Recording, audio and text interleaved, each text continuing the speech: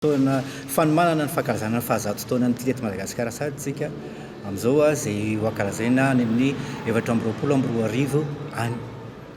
Vokatr'izay indrindra no nahatonga ny tilety Madagasikara hanao nihetsika antsoiny amin'ny hoe tamboho andihany voalohany fanalavana teny hoe tamboho tahala mampiray ny beazina sy ny olon-dehibe amin'ny hoavy ny fikambanana.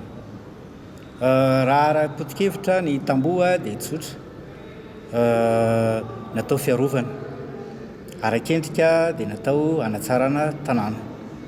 Ao anatin'izay indrindra ilay hoe natao fiarovana, matoa manao tamboho dia fiarovana amin'ny tsy fandriampahalemana ve na fiarovana ahoana fa ho an'ny tilety Madagasikara dia fiarovana natao hoe sotoavina, skoto, tily no atao anatin'ilay tamboho andihany voalohany. Izy rehetra mihitsy zany fa mbola andihany voalohany tsika izao.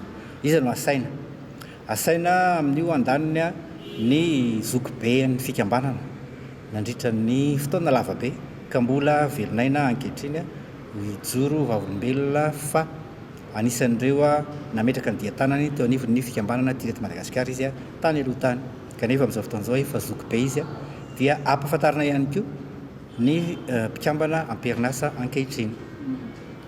Ao anatin'izany ireo rehetra izay efa nandray anjara tao amin'ny sehatra nasionaly teo anivon'ny foibe tilety Madagasikara sy tao amin'ny faritany tily fon'ny faritany mbola anankisivy aloha amin'ity andihany voalohany ity satria efa tamin'ny fotoanandro zany efa sivy ny faritany tily. Amin'izao izy 2020. Ao anatin'izay ankilany kosa indray ny asaina ifanakalo amin'ireo zokibe ireo ny amperinasa rehetra izay ankehitriny, izany hoe ny tanora zany ankehitriny arak'ilay ao anatin'ilay mahatamboho azy dia hoe mampiray ny beazina sy olon-dehibe hialana amin'ny atontsika hoe fifanolanana eo amin'ny olon-dehibe sy ny tanora ankehitriny. Dia izay ilay mahatamboho ny tamboho arovantsika zany izay.